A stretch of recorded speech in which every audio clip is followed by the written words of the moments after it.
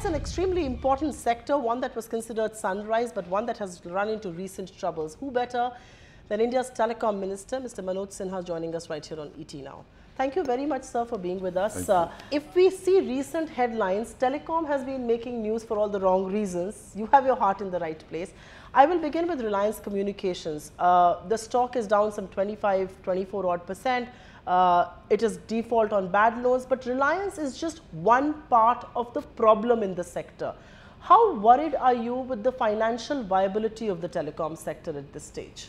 देखिए, मुझे लगता है कि जब भी कोई नया इंट्रेंट आता है तो ये थोड़ी उथल पुथल सेक्टर में होती है। पहले भी 2003 को अगर आप ध्यान में लें तो इस तरह की परिस्थिति यहाँ पैदा हुई थी, लेकिन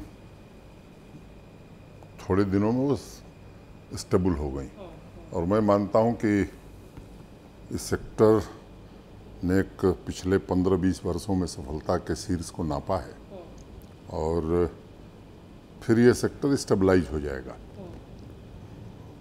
थोड़ी स्वाभाविक रूप से कोशिश रहती है नए इंट्रेंट की कि उसका विस्तार हो और जो पहले से लोग हैं वो चाहते हैं कि हमारा बेस बना रहे। बट मैं मानता हूं कि ये आने वाले दिनों में स्टेबल हो जाएगा और सरकार ने जहां इंटरवीन करना चाहिए वहां सरकार इंटरवीन भी करेगी। खास तौर से पावर सेक्टर और टेलीकॉम सेक्टर को लेकर के एक इंटर मिनिस्टीरियल ग्रुप भी कैबिनेट सेक्रेटरी ने मीटिंग करके बनाया है, तो वो उन क्षेत्रों का पता लगा रहा है कि अगर स्ट्रेस है तो क्या है, इसके क्या उपाय हो सकते हैं। और मुझे लगता है कि शीघ्र उसमें हम कुछ निर्णय कर पाएंगे। इससे पहले कि मैं आपसे इंटर मिनिस्ट्रियल ग्रुप के बारे में बात करूं, थोड़ी सी और बात करना चाहूंगी जो फाइनेंशियल हेल्थ जिसको कहते हैं सेक्टर के बारे में। 7.5 लाख करोड़ के लोन्स है सेक्टर पे। रियल जियो के बारे में भी 2 मिनट में बात करते हैं, नया ऑपरेटर है, उनकी क्या रणनीति है। बट अगर मैं सिर्फ आपसे फाइनेंशियल हेल्थ के बारे में बात करूं, बैंक्स जो पब्लिक सेक्टर बैंक्स हैं जिनके एनपीए के बारे में बहुत ज़्यादा चर्चा हो रही है, उसके मद्देनज़र आप परेशान हैं सेक्टर की हेल्थ को लेकर, या आपको लगता है कि एक पासिंग फेज ही है? क्योंकि 10 बड़े बैंकों के साथ डिफॉल्ट होना एक कंपनी का, और शायद सिर्फ रिलायंस कम्युनिकेशन अकेला नहीं है इसमें। मुझे लगता है कि पहले ही मैंने आपको बताया है कि वो इंटर मिनिस्टीरियल ग्रुप इन सारी चीज़ों को देख रहा है। एक बार उसकी रिपोर्ट आने दीजिए और उचित समय पर सरकार पूरी तरह उसमें इंटरवीन करेगी। सर, ये इंटर मिनिस्ट्रियल ग्रुप का क्या दायरा होगा, किन किन चीज़ों को देखेगा, इसके बारे में थोड़ा सा विस्तार में बताएंगे? स्वाभाविक रूप से इस सेक्टर की जो दिक्कतें हैं, चाहे वो रेवेन्यू में कमी हो रही हो या रिजर्व बैंक ने जो कहा है या स्टेट बैंक ने जो कहा है वो विषय है, कैसे जो हमारे टेलीकॉम सर्विस प्रोवाइडर्स हैं उनकी फाइनेंशियल हेल्थ, इन सारी चीज़ों पर वो विश्लेषण करेंगे और वो उस पर फिर आप लोग निर्णय लेंगे, टेलीकॉम मिनिस्ट्री निर्णय? स्वाभाविक रूप से। सर, चौथा जो क्वार्टर अभी बीता है पिछले फाइनेंशियल ईयर का, उसमें 966 करोड़ रुपए का नुकसान आया है टेलीकॉम कंपनीज को, जबकि उसके पहले साल में 90 करोड़ रुपए का मुनाफा था। मैं आपसे एक सीधा सवाल पूछना चाहती हूँ, क्योंकि जो कुछ ऑपरेटर्स भी इस बारे में अब बात कर रहे हैं कि सरकार को एक तरह का पैकेज, एक तरह का लाइफलाइन देनी पड़ेगी सेक्टर को। इस तरह की कोई बात, इस तरह की कोई विचार है मंत्रालय में? मुझे लगता है कि इन सब प्रश्नों का उत्तर मैं दे चुका हूँ। इंटर मिनिस्टीरियल ग्रुप इसीलिए बना है, वो तय कर रहा है कि कैसे इस सेक्टर को ठीक रखना है। एक खबर आ रही है आजकल कि थोड़ी बहुत जो आप एक ऑक्सीजन जिसको कहते हैं इंडस्ट्री को देने के लिए आप स्पेक्ट्रम को एज कोलैटरल यूज करने देंगे, कि उसके अगेंस्ट लोन्स ले सकती हैं कंपनीज। इस बारे में, क्योंकि स्पेक्ट्रम एक एसेट है सारी टेलीकॉम कंपनीज के पास जो उन्होंने महंगे दामों पे खरीदा है, Is that a thinking at all in the Ministry of Telecom? ये तो बैंकों को तय करना है कि उसको कोलैटरल मानते हैं कि नहीं मानते। पर आप तैयार हैं उसको कोलैटरल देने के लिए? स्पेक्ट्रम की नीलामी के समय की कुछ शर्तें पहले से तय होती हैं और उन शर्तों के इतर जाना मैं समझता हूं कि किसी के लिए मुश्किल होगा। सर, 40 साल अगर टेन्योर बढ़ाना पड़े एक टेलीकॉम लोन का, इसके बारे में भी थोड़ा विचार हो रहा है मिनिस्ट्री में कि बजाय 20 साल के या 10 साल के जो लोन टेन्योर होता है, इसको क्यों नहीं 40 साल कर दिया जाए, क्योंकि सेक्टर अभी अंडर स्ट्रेस है। वे सभी प्रश्न आप पूछ रही हैं जो आईएमजी देख रहा है, तो एक बार वहाँ से रिकमेंडेशन आने दीजिए। बहुत बार ये कहा गया है, इससे पहले कि मैं रेल जियो के बारे में बात करूं, बहुत बार ये कहा गया है कि कंज्यूमर को जो चीज़ बेनिफिट करती है वही सेक्टर को करना चाहिए। इसका दूसरे तरीके से देखिए, दूसरे मद्देनजर रखते हैं तो ऐसा भी होता है कि कई बार कंज्यूमर को जो चीज़ बेनिफिट करती है वो शायद फाइनेंशियली वायबल नहीं है, सस्टेनेबल नहीं है। तो कहाँ पर कंज्यूमर के बेनिफिट और सेक्टर की सस्टेनेबिलिटी को बैलेंस किया जा सकता है? स्वाभाविक रूप से कंज्यूमर इज किंग। कंज्यूमर को लाभ हो, ये इस सरकार की नीति है, लेकिन सेक्टर भी फाइनेंशियली वायबल रहे उसकी भी चिंता सरकार करेगी। और आपने देखा होगा कि पिछले दिनों में जिस तरह से डेटा का प्रयोग बढ़ा है, फर्स्ट क्वार्टर से सेकंड क्वार्टर में 60% की ग्रोथ हुई और थर्ड क्वार्टर आते आते सेकंड क्वार्टर से 3.5 गुना बढ़ गया। तो एक बड़ा परिवर्तन वॉइस से डेटा सेंट्रिक होता जा रहा है ये सेक्टर। तो मुझे नहीं लगता है कि माने कंज्यूमर को लाभ हो, ये सरकार की नीति है, लेकिन सेक्टर भी फाइनेंशियली स्टेबल रहे ये भी हम चाहते हैं। तो दोनों में तालमेल कैसे रहेगा उसको हम देखेंगे। आपने अपना इंटरव्यू शुरू करने के वक्त कहा था कि एक जब नया प्लेयर आता है तो वो चाहता है उसका दायरा बढ़े और जो इनकम्बेंट्स होते हैं उनको लगता है कि भाई हमारा जो मार्केट शेयर है वो कम ना हो। इन हाइंडसाइट हर चीज़ को कहते हैं कि आप हाइंडसाइट में देख के बेटर डिसाइड करते हैं। आपको लगता है कि रेल जियो को बहुत ज़्यादा आज़ादी दे दी गई सरकार और रेगुलेटर ने, प्रीडेटरी प्राइसिंग की बात करें या फ्री सर्विसेज की बात करें? देखिए, जो रेगुलेटरी फ्रेमवर्क है उसके बाहर किसी को इजाज़त नहीं है और मुझे नहीं लगता है किसी को रेगुलेटरी फ्रेमवर्क के बाहर कोई इजाज़त दी गई है। जो भी कोशिश किया है कि रेगुलेटरी फ्रेमवर्क के बाहर जाए उसे रोक दिया गया है। पर जब आप कहते हैं कि रेगुलेटरी फ्रेमवर्क में ही काम करना चाहिए तो कहीं पर सरकार, जैसे आपने कहा कि consumer is king but viability of the sector is also important, तो जब ये नेगेटिव प्राइसिंग या फ्री प्राइसिंग जब होती है और जितने समय तक ये चली, आपको लगता है ये सस्टेनेबल बिजनेस मॉडल्स हैं? क्योंकि अब सब लोग इसको मैच करने की कोशिश या होड़ में लगे हैं। सस्टेनेबल है या नहीं है ये बैलेंस शीट बताएगी और आईएमजी इसको देख रहा है सबकी बैलेंस शीट को कि उसकी वास्तविक स्थिति क्या है। और ट्राई का ये काम है, मेरा काम नहीं है कि चार्जेस क्या लें, उनको अपना टैरिफ फाइल करना होता है, टैरिफ प्लान, और उन्होंने फाइल किया है। आप मंत्री हैं और ऑब्वियसली वो रेगुलेटर हैं, लेकिन आपने ये भी देखा है कि जीएसएम ऑपरेटर्स जो हैं, चाहे वो एयरटेल हो, वोडाफोन हो, आइडिया हो, उनका और रेगुलेटर्स का बहुत ही दर्दनाक रिश्ता है इस समय। एक दूसरे के ऊपर वो चार्जेस कर रहे हैं, उन्होंने उनके ऊपर पेनल्टी करी, वो कहते हैं कि वो बायस्ड है। As a minister, does it disturb you this kind of a relationship between the regulator and the industry? नहीं, मुझे लगता है कि समय समय पर जिसके खिलाफ कुछ रेगुलेटर करता है उसकी तरफ से बयान आता है और सबने अपने अपने हिसाब से दिया है, तो उसमें मुझे पढ़ने की ज़रूरत है नहीं। But at any point in time, would you want to get in and broker peace between the two? I have intervened many times, and I think I have resolved the main issue, which was related to point of interconnect. So are you saying interconnection charges, which is a big demand of the industry? I'm not saying interconnect. I'm asking you a question. The IUC, the interconnection user charges, do you believe there is room for review? It needs to be lowered. अभी वक्त है उसको कम करने का? ये पहले try को विचार करने दीजिए, फिर फैसला हम करेंगे। पर इस मंत्रालय के मंत्री होने के नाते आपकी निजी क्या ओपिनियन है इस पे? नहीं, निजी ओपिनियन बिना ट्राई के रिकमेंडेशन के हम नहीं दे सकते आपको। रिकमेंडेशन उनकी आने दीजिए, फिर सभी चीज़ों को ध्यान में रख करके मंत्रालय निर्णय करेगा।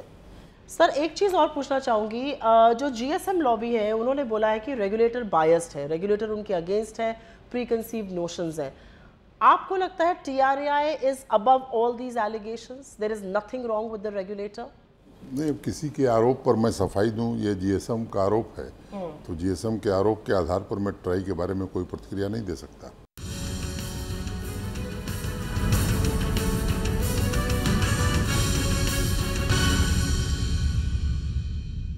एक जो नया ट्रेंड ये इंडस्ट्री देख रही है, it's a lot of consolidation.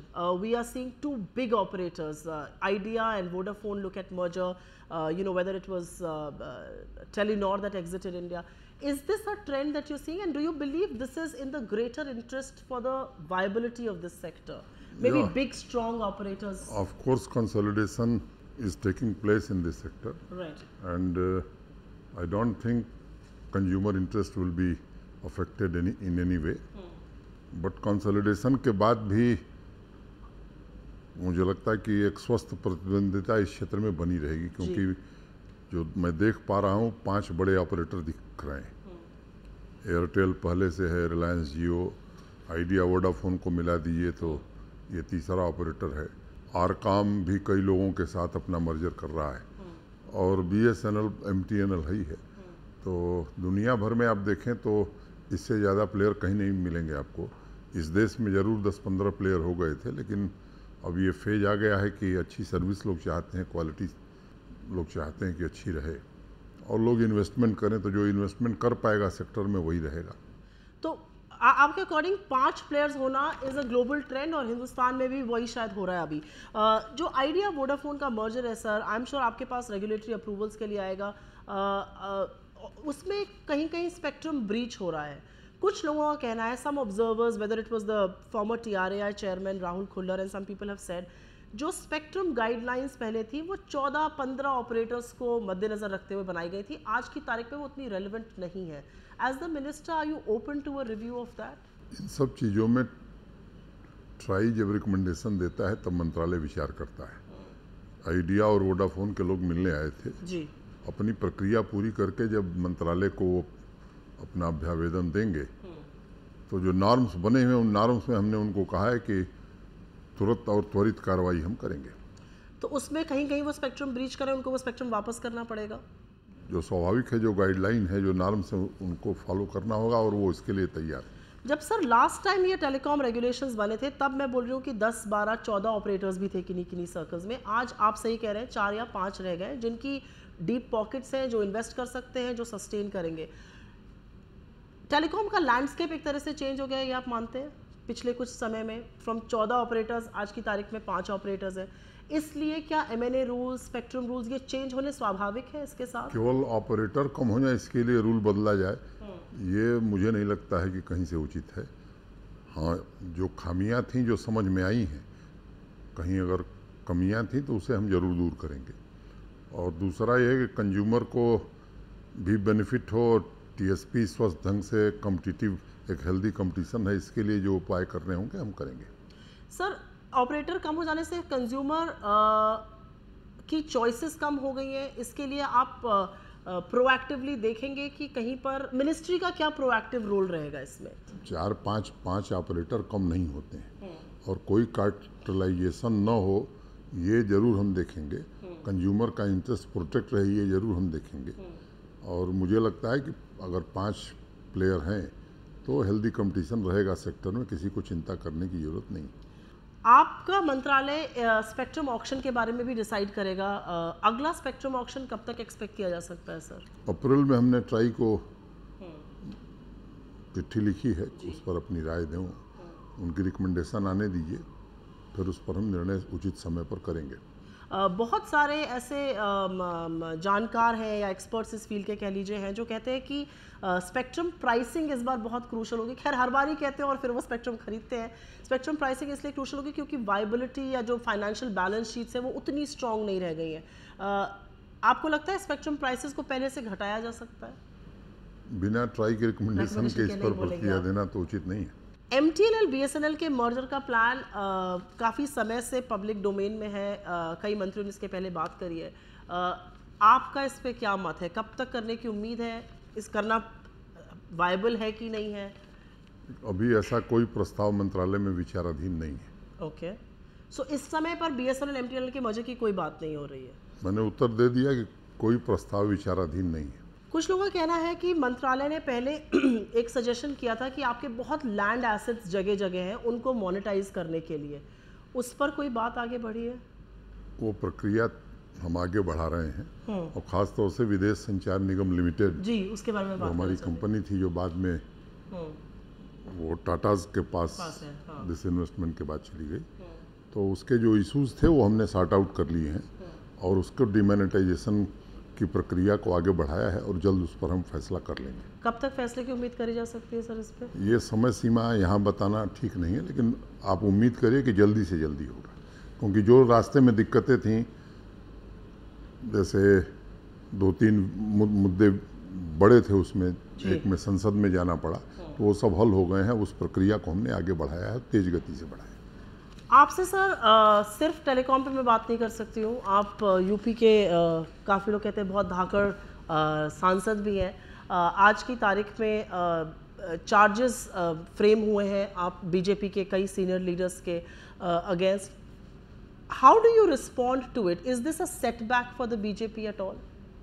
देखिए, कानून की अपनी प्रक्रिया है और ये कोई नया मामला नहीं आया है, लंबे समय से चल रहा है। और जो राजनेता हैं उनमें उनको पूरा देश जानता है, तो एक बार पूरे फैसले को देखने के बाद ही उस पर कोई वैधानिक प्रतिक्रिया दी जा सकती है। कुछ लोगों का ये भी मानना है, कुछ पॉलिटिकल ऑब्जर्वर्स एक कॉन्स्पिरेसी थ्योरी के तरह कहते हैं कि ये आगे चल के या फ्यूचर में बीजेपी को बेनिफिट करेगा, क्योंकि जिस मुद्दे पे हो रहा है ये, वो आपके लिए एक पॉलिटिकल मुद्दा है। उन कॉन्स्पिरेसी थ्योरिस्ट को आप क्या कहेंगे? उनकी अपनी राय है, अब किसी की राय पर प्रतिक्रिया देना ये मेरा काम नहीं है। लेकिन जिन नेताओं का नाम है वे सब भारतीय जनता पार्टी के महत्वपूर्ण नेता हैं और किसी की कुछ राय हो सकती है। हम देश में विकास के लिए काम कर रहे हैं पिछले 3 साल से, और 3 साल सफलतापूर्वक पूरा किया है। तो मुझे लगता है कि लोग राय बनाते हैं तो उनको लोकतंत्र में आज़ादी है, उनको राय बनानी चाहिए। पूर्वी उत्तर प्रदेश से आप आते हैं, अयोध्या बिल्कुल नेबरिंग है गाजीपुर से। कितने आशान्वित हैं आप कि एक मंदिर अगले 2 साल में बन सकता है? मुझे पता है सुप्रीम कोर्ट इस मैटर को सुन रहा है और लोगों का मत है कि वो जजमेंट आ जाना चाहिए, पर ये आपका एक पॉलिटिकल प्रॉमिस भी है। आशा पर ही दुनिया टिकी है और अभी उत्तर प्रदेश विधानसभा चुनाव के पूर्व संकल्प पत्र में पार्टी के राष्ट्रीय अध्यक्ष ने यह कहा था कि संवैधानिक दायरे में इसका हम हल निकालेंगे। तो भारतीय जनता पार्टी की ऑफिशियल लाइन वही है। लास्ट क्वेश्चन सर पूछना चाहूँगी, 2 साल इस टेन्योर के बचते हैं, आपकी क्या प्रायोरिटीज़ रहेंगी इस सेक्टर को लेके? टेलीकॉम जो सेक्टर है जिसमें अभी आप कहते हैं उथल पुथल है, इसको लेके क्या प्रायोरिटीज़ रहेंगी? नेक्स्ट फोकस एरिया आपका क्या रहेगा? देखिए, मुख्य रूप से पहली प्रायोरिटी हमारी है to connect unconnected. That's right. और उस काम को हम गति दे रहे हैं यूएसओएफ फंड से। दूसरा एक प्रोजेक्ट हमारा है जिसमें 2.5 लाख ग्राम पंचायतों तक ब्रॉडबैंड कनेक्टिविटी हम देने जा रहे हैं और लक्ष्य रखा है कि 18 दिसंबर तक इसे हम ख़त्म करेंगे। आज की तारीख में जब ये सरकार बनी थी तो लगभग 358 किलोमीटर फाइबर ले किया गया था और पाइप भी मेरा ख्याल है 2200 किलोमीटर के आसपास पड़ी थी जी। आज हम 91,000 से ज़्यादा ग्राम पंचायतों तक ऑप्टिकल फाइबर ले जाने में सफल रहे हैं और 2,24,000 किलोमीटर पाइप डाल दी है, 2,09,000 किलोमीटर ऑप्टिकल फाइबर डाल दिया है जी। जीपान इक्विपमेंट की थोड़ी दिक्कत थी लेकिन अब वो भी पर्याप्त मात्रा में, क्योंकि अपनी टेक्नोलॉजी थी C.DOT की और टेस्टिंग में काफ़ी समय लगा, क्योंकि जो शर्तें थी उसमें एक यह भी शर्त थी, टेस्टिंग में थोड़ा समय ज़्यादा लगा, लेकिन अब उस इक्विपमेंट की भी दिक्कत नहीं है, तो काफ़ी गति से वो काम आगे बढ़ रहा है। और आने वाले हफ्ते 10 दिन में आप देखेंगे कि 500 से ज़्यादा ग्राम पंचायतें रोज़ लिट हो रही। तो मैं पूरे विश्वास से ये कहना चाहता हूँ कि 18 दिसंबर तक इस काम को हम पूरा करेंगे और लगभग 60 करोड़ लोग इस देश में 2018 दिसंबर के बाद ब्रॉडबैंड की सुविधा से लैस हो जाएंगे। तो मैं समझता हूँ कि ये दुनिया की एक अनोखी प्रोजेक्ट और कनेक्टिंग प्रोजेक्ट होगा जो प्रधानमंत्री जी का स्वप्न है डिजिटल इंडिया का। दूसरा, कैशलेस इकोनॉमी की तरफ देश बढ़ रहा है, तो उसमें भी हमारा मंत्रालय प्रयास कर रहा है। तो ये सब महत्वपूर्ण एरिया हैं। और मैंने पहली प्रियॉरिटी हमारी है कि टू कनेक्ट अनकनेक्टेड।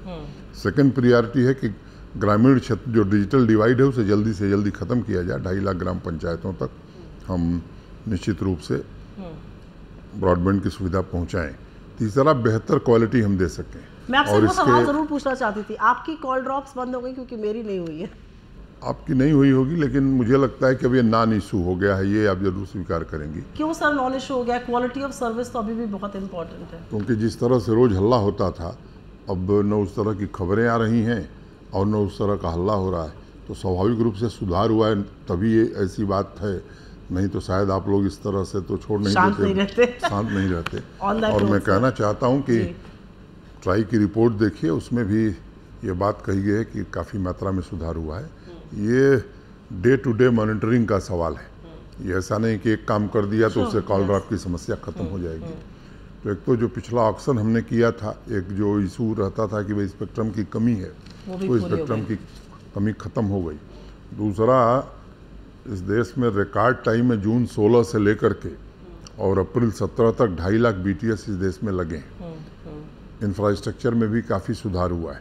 तीसरा, कोई ऐसी व्यवस्था नहीं थी कि डायरेक्ट हम कंज्यूमर से फीडबैक ले सकें, तो IVRS हमने मंत्रालय में स्थापित किया और अब तक लगभग 17 लाख लोगों को कॉल हम कर चुके हैं और लोगों से राय जानना चाहते हैं।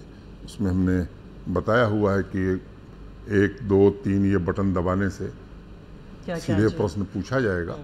तो आइडेंटिफाई करने में हम सफल हो रहे हैं कि ब्लाइंड स्पॉट्स क्या हैं, कहाँ पे हैं। और फिर हम TSPs को इंस्ट्रक्ट करते हैं कि ये एरिया है जहाँ, तो वो 15 दिन में कोशिश कर रहे हैं कि उसको हम ठीक कर लें।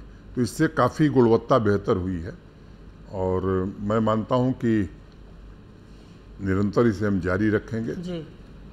दूसरी बात, एक जो भ्रांति फैली हुई थी कि ये जो टावर हैं इनके EMF रेडिएशन से लोग बीमार होते हैं या स्वास्थ्य पर दुष्प्रभाव पड़ता है, तो उस दृष्टि में भी मंत्रालय ने काफ़ी पहल किया। एक तो जागरूकता का कार्यक्रम पूरे देश में हमने चलाया है और अभी संचार तरंग संचार करके एक पोर्टल हमने लॉन्च किया 2 मई को, जिसमें देश के किसी भी टावर के बारे में आप जानकारी प्राप्त कर सकती हैं कि रेडिएशन कितना हो रहा है। अच्छा। और घर बैठे आप पता लगा सकती हैं। और अगर आपको तकलीफ़ है अपने घर में कि आपको भय है कि साहब ये रेडिएशन जो हो रहा है बहुत ज़्यादा है, तो 4000 रुपये आप जमा करिए। टर्म यूनिट जो फील्ड यूनिट है उसके अफसर जा करके जांच करेंगे और आपको ऑथेंटिकेटेड सर्टिफिकेट दे देंगे कि इतना रेडिएशन यहाँ हो रहा है। और एक बात मैं कहना चाहता हूँ कि पिछले 30 वर्षों में वर्ल्ड हेल्थ ऑर्गेनाइजेशन ने बहुत सारे अध्ययन किए हैं, 25,000 से ज़्यादा इस पर पेपर्स पब्लिश हुए हैं दुनिया भर में। भारत की भी अनेक वैज्ञानिक संस्थाओं ने इस पर काम किया है। तो ये लो लेवल का रेडिएशन कहीं मानव के स्वास्थ्य पर कोई दुष्प्रभाव नहीं छोड़ता और जो इंटरनेशनल मानक हैं उनसे 10 गुना सख्त नियम भारत के हैं, इसलिए किसी को चिंता करने की जरूरत नहीं। इसका प्रभाव ये हुआ है कि अब टावर लगाने में हमें सुविधा हो रही है, तो लोग ज़्यादा लगाने दे रहे हैं। आप जैसे विद्वान लोग शायद रोकते हैं, लेकिन सामान्य आदमी अभी भी लगाने दे रहा है। सामान्य आदमी अब थोड़ा मदद कर रहा है। सरकार ने और भी, क्योंकि बिना बढ़िया इंफ्रास्ट्रक्चर के बढ़िया सर्विस नहीं हो सकती है। तो एक कैबिनेट में अभी डिफेंस मंत्रालय नोट लेके जा रहा है, प्रस्ताव लेकर के कि डिफेंस लैंड में भी टावर लगें। अनेक सरकारी भवनों में अनुमति मिली है और RWA रूल्स हमने नोटिफाई किए हैं, तो इससे सेक्टर को काफ़ी मदद मिल रही है। On that note, sir, we do hope quality of service keeps improving, but thank you very much for sharing. Yeah, it's really improving and it will improve further. Thank you very much, sir.